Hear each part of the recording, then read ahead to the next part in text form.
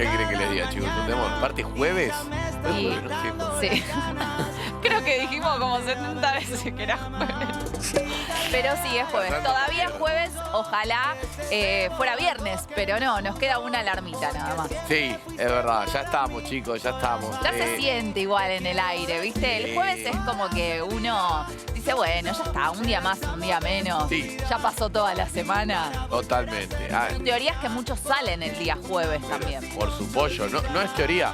Yo salgo de acá y veo cómo están todos. Pensé que vos eras uno de los que salía los días jueves. Me gustaría, pero no llego acá directamente, sino estaría bueno, no estaría. Se complica. Otras épocas, otros momentos, de los jueves, ¿no? Por supuesto. Claro.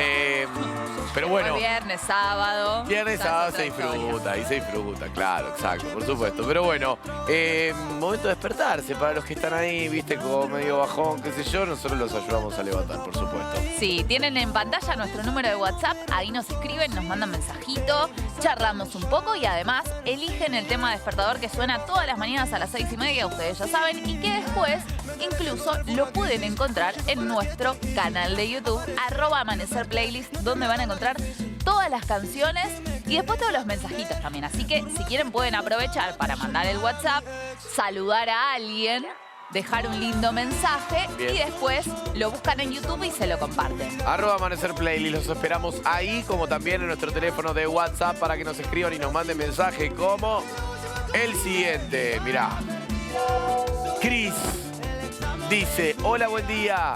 Soy Cristina de Zona Oeste, San Justo, Buenos Aires. Los veo todas las mañanas con mi hija mientras se prepara para la secundaria.